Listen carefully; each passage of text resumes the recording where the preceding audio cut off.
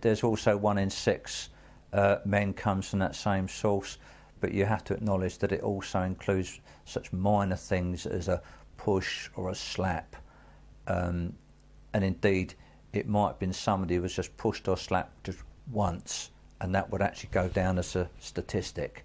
So I think that the 1 in 6 men and the 1 in 4 women is actually grossly overinflated, grossly. I don't think the 1 in 4 women have experienced domestic violence at some point in their lives is a valid figure, because apart from anything else, it was actually taken from women in refuges. There were no control groups. It isn't a proper analysis. Does that mean that, you know, of all of your friends, a quarter of them are being abused? And she went, well, no, I mean, that over their whole lifetime, so not any given time. I said, okay, and what exactly counts as abuse under? What do you mean by abuse? Because this seems like an epidemic of what's going on. And he said, oh, well, it means, you know, obviously, you know, knifing and stabbing and stuff, and murder, obviously, punching and kicking, and then also name calling and ignoring and stuff like this. So what it actually boiled down to was that over that whole spread of things, it meant that, you know, 1 in 4 women over the course of their lives will be ignored for a period of time by their partners.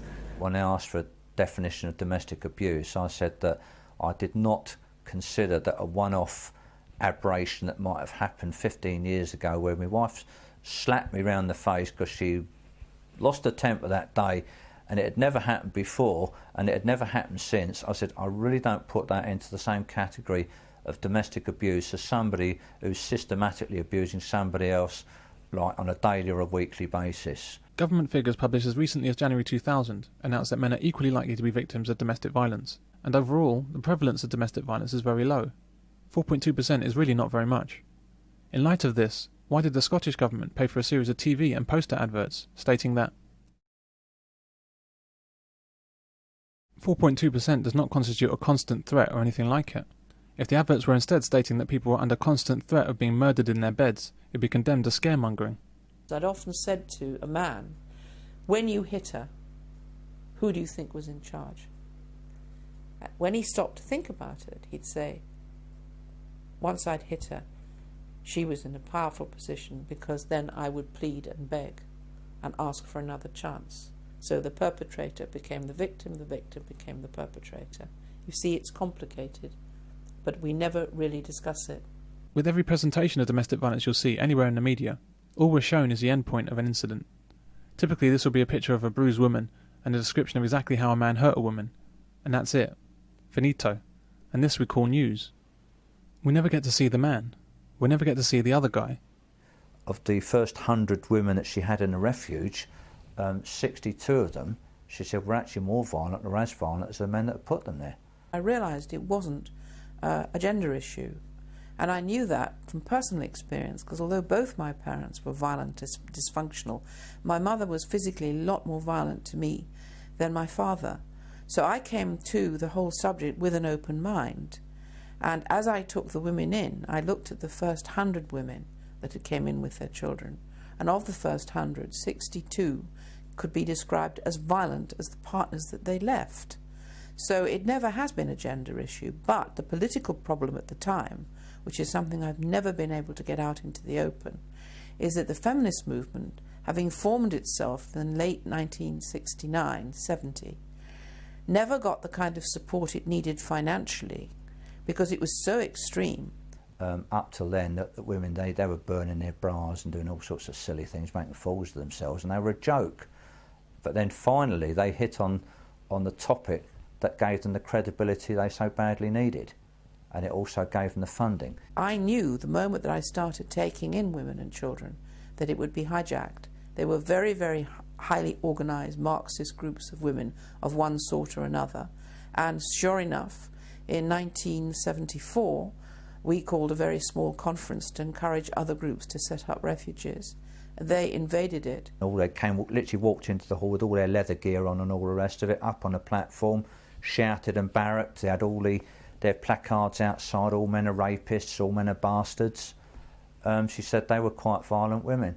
And began a voting system which by the end usurped our position as the national organisation and took it over. And the tragedy was that from then onwards, these lies and false figures and statistics have been disseminated internationally through the Western world, and men have been deemed as perpetrators, not because they happen to be violent, but because they happen to be men. Even if we did see the man, what could this tell us? Women bruise more easily than men. Basically, for the same punch or kick, a woman's face will swell up and discolour far more impressively than a man's. So that must make her the victim, right? It's exactly the same. I mean, if a woman smacks a man in the face with a fist, he probably won't even be bruised. Majority of women are nothing like as physically strong as a man. He will be just as hurt and as abused as if he hit her. Had he hit her, she would be severely bruised. It's only a difference in physical size. Much of what we think about domestic violence seems to be predicated on three things. Women are victims, men are perpetrators. Men are much stronger than women, and so it's always wrong for a man to hit a woman. There's never a reason for a man to hit a woman. The police choose to operate under this flawed understanding of domestic violence, and is the reason why men are put into impossible situations when women are violent. In this society of ours, where women claim that they want equality with men, we have this strange idea that men must at all times behave better than women because men are physically stronger. Women in particular seem to believe this deeply. It's as if women see themselves like children, who can do whatever they like, including being violent and aggressive towards men. But men must be like the adults in a relationship. One of the main changes that has to come is that if we want to talk about any form of emancipation, liberation, equality for women, then there has to be equality of responsibility. And in a sense, the old patronising attitude that women have to be these women Virgin Marys on a pedestal. And in the beginning, nobody, certainly not judges, wanted to believe that a woman could have any part in a violent relationship. Men needed to see women in this virginal way, which is enormously bad for men and even worse for women. So the attitude always was, oh yes, of course she's innocent. As long as she cries and she looks pretty, then she can't be guilty of anything. And it's still the climate today. But as the feminist movement mounted its campaign to vilify men, it became easier and easier and easier within the court system, which after all was flooded with women, and the social services, which is largely women, and all the sort of feminization of our society, to see men as the enemy. In general, men don't get physical with women, for the same reason that men don't get physical with squirrels. Why would they? That's why the argument that men are stronger than women is irrelevant. Men and women simply don't relate to each other in that way. Like ships passing in the night, men don't regard women as a physical threat, and women don't seek to challenge men on a physical level. It's what blokes are like with women. You allow women to get away with the most outrageous things that you would not allow a bloke to get away with, because it's just how you are with women, and women know that as well. True. Women can get away with blue murder. Women are very unlikely to experience violence from a man, even when they put themselves directly in harm's way. For example, police women. The issue when a man does hit a woman is that most likely she's decided to stop behaving like a woman and instead behaves like an aggressive man.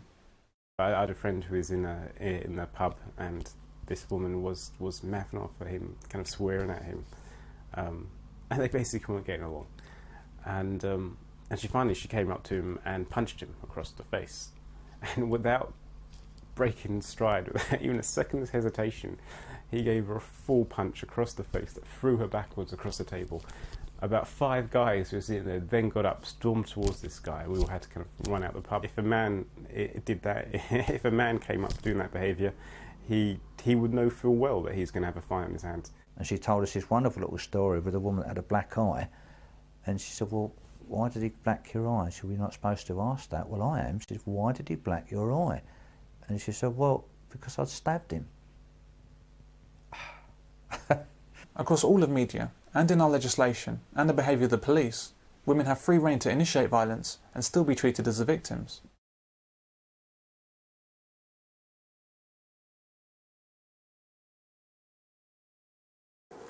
One time he actually pinned me down to the floor, and he had an axe over my head, and he said, I'm going to kill you. It started as verbal abuse and then turned violent. Bryony put up with it for 9 months before she sought help. Where's the story here?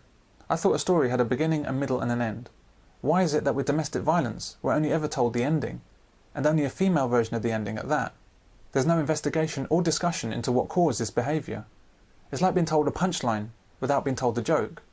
How can this pass for news? It's human nature to ask why when violence occurs.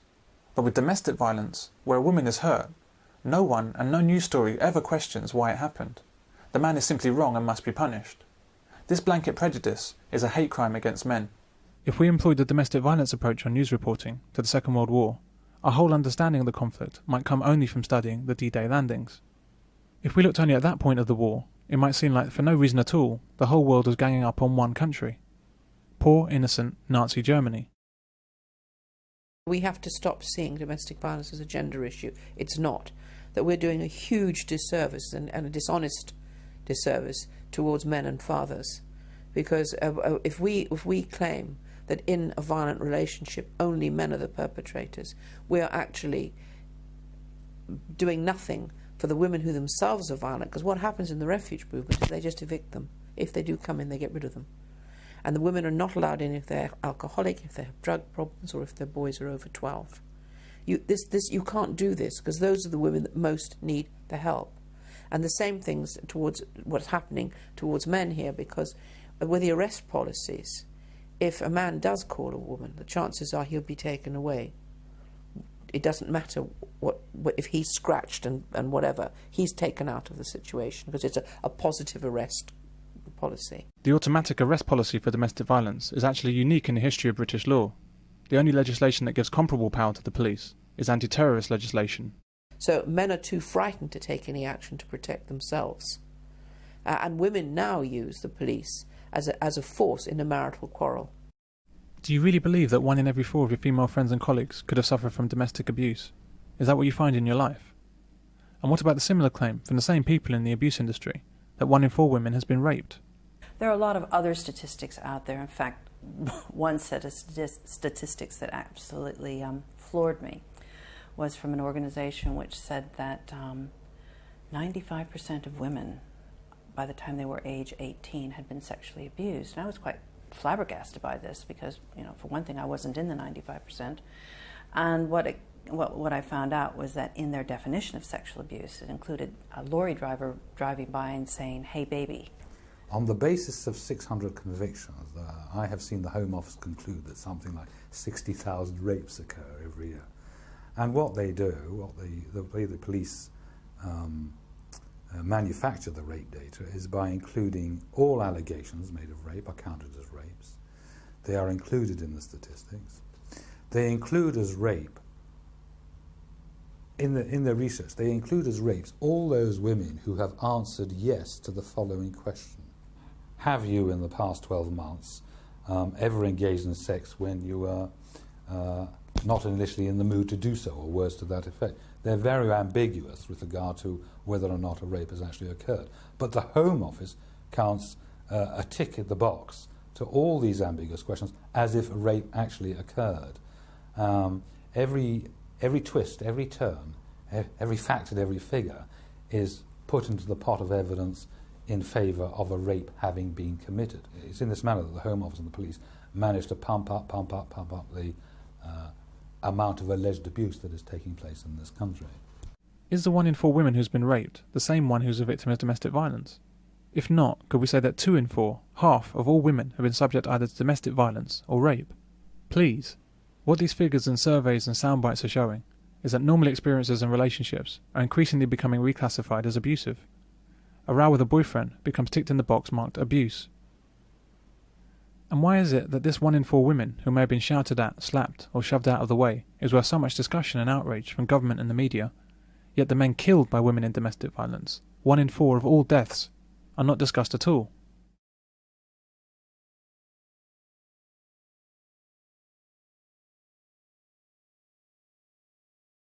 Domestic violence is a funding mechanism. Oh, absolutely. I get millions. And I mean millions. I mean, you had just Cardiff alone picked up about 1.2 million about 3 or 4 years ago. Men phoned up for help and they were told this was for women only. And I mean, if I got £1 million like for the whole country, I mean, I could really use that. Where's all this money going? Where is all this funding going? Jobs. I mean, like Women's Refuge now, if you look at all their accounts and all the rest of it, I mean, they've got money there for their pensions and their holidays, and I mean, we was up in West London in their office, well, it was on the Embankment, you know. I mean, you don't have an office up there unless you've got lots and lots of money. So yeah, it's big, but it's business. It is a business. So what kind of amounts of money are involved with domestic violence spending in the UK?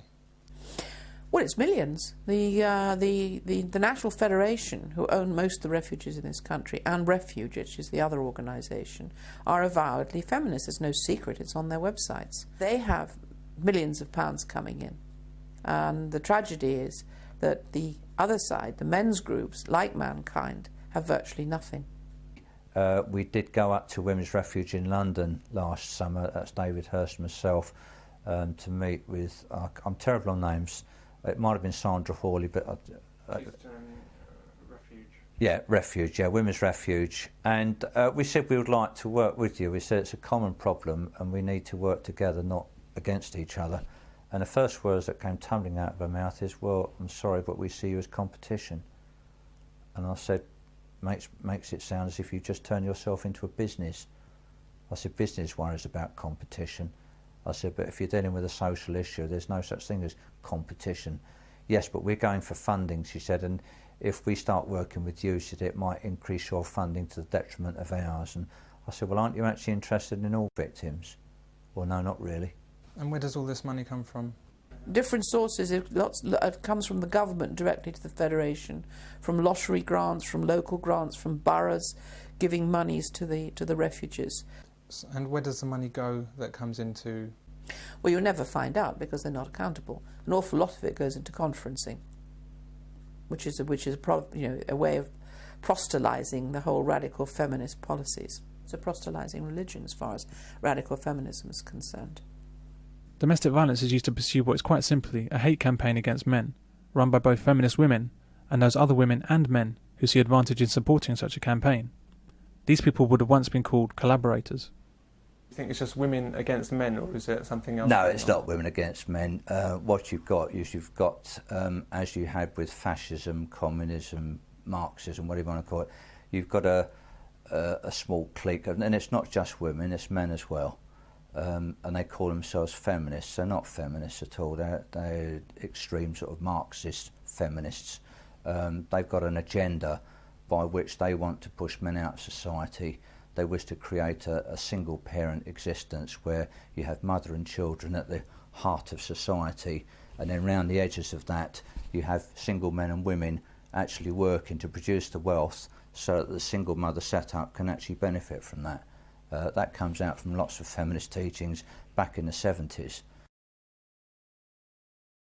The same officials that tell us that 1 in 4 women will experience domestic violence in their lifetimes also tell us that 1 in 10 women experience domestic violence in a year.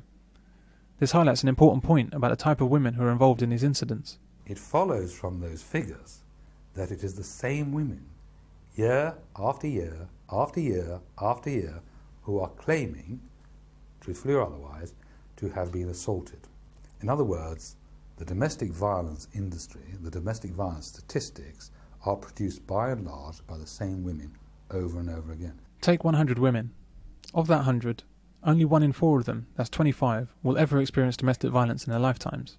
75 women will never experience it. Now, if 1 in 10 women will experience domestic violence in a year, then that's 10 women in every 100. So in the first year, 10 women experience domestic violence. Notice how the 10 women must come out of the 25 who will ever encounter domestic violence at all. In the second year, another 10 women experience domestic violence. In the third year, it's another 10. But now it gets interesting. We've run out of women, and so we have to reuse some of the women who experienced domestic violence in previous years. From the third year onwards, we keep coming back to the same women, over and over again. Every year it's the same relatively small group of women phoning the police to report yet another incident that they've been involved in. Erin Pitsey describes this type of woman as violence-prone. The violence-prone woman, the tragedy here is that, yes, she can give up the violent relationship, but you notice also in her history that she's had other violent relationships, and the problem is as she moves out, she doesn't choose health. She chooses the violence, and back again she goes to yet another violent relationship. Women came in who you could say were innocent victims of their partner's violence. They, by accident, got involved with a partner who turned out to be very violent. Now, once they got into the refuge, and they grieved and they suffered over the loss of the relationship, they were ready to move on with the kind of help that they needed. Yes, they might go back once or twice, but ultimately they were sufficiently integrated within themselves to be able to move on and make a new life, and hopefully not to make those choices again. That was the easy part of it. But the major part of my work was with women who came into the refuge, who were violent themselves, who'd had childhoods like mine, dysfunctional and abusive, and they had continued on to make abusive and dysfunctional relationships, and obviously to drag their children through these relationships. Now, when I first started, I had social workers and other people in the agency saying, "Why do you bother with her? I'm burnt out. I tried this, I tried that, I tried the other." And I felt a huge hatred towards these women. You could well understand it, but my argument was these are precisely the women that we have to care for, that we have to understand, and that we have to help them find a way back into a normal life, learning how to make non-violent, happy, harmonious relationships and how to not be violent towards their children. These are the women that I call violence-prone women and need help. They need therapy. They need counselling. They need time to relearn things that they'd never learned in childhood. But what about the argument that a woman is never responsible if she's... That's the feminist perspective. That's probably one of the most insulting things you can say to women. I mean, as you would to slaves. You're not responsible for anything. You have no choices. You are such a poor, weak thing that you can't decide who you make a relationship with. That's rubbish. The fact is, all of us are responsible for our own decisions and for our own choices of relationships. At the end of the day, if you stay in an abusive relationship, you're at least 50% responsible for that abuse. And that's harsh, but you could have left. You can leave at any time. And I know you may feel you can't leave, but that's you, and that's your story. That's a game you're playing on yourself. And it's the same. This isn't just about women, it's about men as well. Lots of men stay in abusive relationships. And I'd say the same to them. You're at least 50% responsible for that. Take responsibility for what's happening to you. You can leave at any time. You've got power there. What they're more or less saying is that women aren't responsible for their own actions, and when it came down to domestic abuse, they would then go further and actually say in almost all cases it's violence by men against women, and that the few occasions where it's women against men is so small as to not warrant any sort of comment at all. And in fact, I expect if you press them on that, they will probably say, well, the men were abusers and it was just a woman hitting back. Now, I don't know what drives these women to hate men so much, but when you read stuff like that, where they say in almost all cases, and that all of their literature is absolutely just soaked up with the male is the violent one, the male is the aggressor, the male is the criminal, the woman is not responsible for it. I mean, they almost actually talk about women as if they're some sort of low IQ imbecile. First and foremost is when a woman comes in, or even a man, and says, look, I am a victim of this situation, you have to say, you probably are a victim, but on the other hand, you made these choices, so let's look at why this ever happened and how we can change it round. Would you say that the violence-prone woman is more common than the battered woman? Yes, I would say that one of the tragedies of all this is that the high percentage, as we know in prisons and mental hospitals and within these relationships, are children who've come from battered and abused and sexually abused backgrounds. And that is a much higher percent than people who get, by accident, innocent victims, become involved in a violence-prone relationship. So the most important part is to recognise, are you, and this is what I used to say in working with the women, do you see yourself as an innocent victim of your partner's violence? Or, and this is much more likely to be the case, this would probably 80% of the women coming in, well, as it is, 62%, let's say, because those I could actually document, those women were either more violent than the men they left, or the violence was consensual. Indeed, she was battered, she was bruised, and in many cases those were the worst beatings, but she was just as violent as he was. So the violence was consensual. It wasn't just on one side. Both sides were violent, and both sides had an input into that violent relationship that played backwards and forwards. For political reasons, domestic violence is presented as a problem that can affect any woman in any social class. This subject has been a subject which used to be taboo. You know, people thought it didn't affect you if you were intelligent or bright or advantaged, and maybe it was only for those who were poor. The tragedy for domestic violence is it can affect everyone and anyone. It is no respecter of race, ethnicity, religion. But the Home Office knows that this simply isn't true.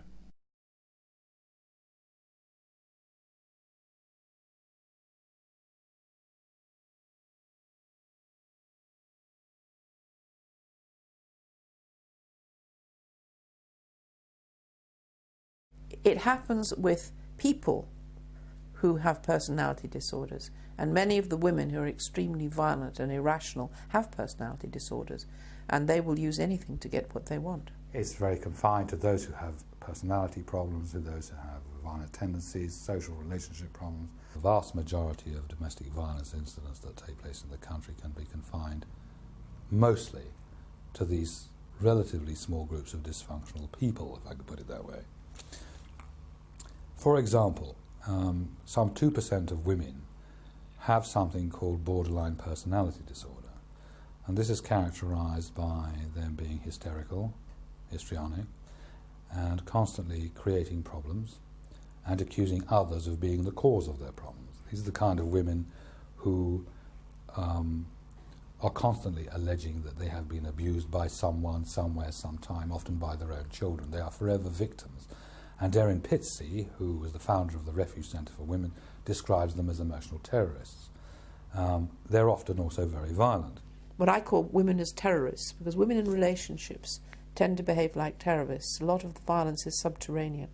2% of women seem to have this problem, but I would say, judging from what I have seen, that an extra 3% of women are close to having this problem. And so, loosely speaking, one could say that about 5% of females, and probably 5% of males, are severely dysfunctional. 5% of females in this country is about 1 million females. And my belief is that most of the domestic violence problems are caused by those 5% of females and the corresponding 5% of males.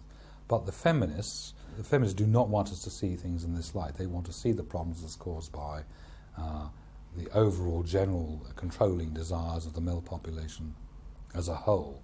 And they would like to mask the fact that the majority of the incidents reported to police are by those who are have mental problems, to put it bluntly.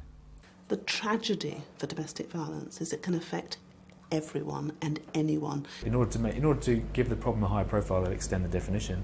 They'll also try and give the problem a higher profile by saying, you know, this can happen to anyone and anyone can do it. Last year, in an article by a leading feminist lawyer in the New York Times, admitted that the feminists had put about the notion that domestic violence was prevalent throughout all levels of society, because if they had not done so, the middle classes would not have taken notice of the issue. So basically, she was admitting that the whole idea of saying that it was spread throughout the whole of society was simply a ploy. And even though so many reports of domestic violence are made by the same individuals, they're counted by the police as separate incidents, and the data are disseminated as applying to separate individuals. For example, a car accident can happen to anyone. But if someone was having a car accident every year, there could only be so many crashes before they'd have to stop automatically blaming other drivers and start to examine their own driving. Insurance companies allow for this sort of thing with insurance premiums. If you have car crash after car crash after car crash, your premiums will continually go up, you'll be classed as a bad risk, and you'll eventually become uninsurable. But what do we do about women who repeatedly abuse and involve themselves in abusive relationships? Why, we lock up the men, of course. There's no help for these abusive women, and there's certainly no sanction against their behaviour. Instead of trying to help these women to unlearn their violent and aggressive tendencies, we willfully pretend that domestic violence is only caused by men, and so these women continue to abuse and cause abuse with the same or different partners for years without any restraint. They're the typhoid Marys of the modern age. Charities like Women's Aid and Refuge, which are supposedly there to help women in domestic violence situations, offer no assistance for violent women. As the web pages show, they determinedly deny that any woman could ever be at fault. This chap, he had a couple of boys, and his wife used to knock him about, you know, usually when he wasn't there. And, you know, they have bruises and scratches and things like that. She'd take a belt to him. And, you know, he chucked her out eventually. And they went to court, divorce, their affidavits from all their neighbours. They've witnessed all the abuse to the kids. So I said, well, I shouldn't worry. I said, they're not going to, they listened to all that. There's no way she's going to get custody. She did. And the judge told her off. He said, oh, I can't be dealing with all this. He said, I've heard about all this violence. He said, but I can't be dealing with this in my court. He said, told her off for being a lousy mother. And said, well, I'm going to keep my eye on you for a year, but I'm giving you custody. Told him he was a really good dad, but pack your bags, mate, out you go. And then he was silent for about 6 months, or the kids were silent for about 6 months, and then at the end of 6 months he finally got them to speak up, and they told him what was going on, and as I said to you, he cried during the interview, so I had to stop the camera. And then when he picked himself up again, he said, and the awful thing is, he said, it's all going on, he said, and there's nothing I can do about it. So what the Home Office and Women's Aid are doing, in fact, is really, it's quite violent, it's quite evil, because for their what I call gender politics, what they're doing is they're making kids suffer as well. All right, they might hate men, so we've got to live with that, but they shouldn't do it with kids. All of this continues because we, as a society, refuse to recognise the enormity of female violence.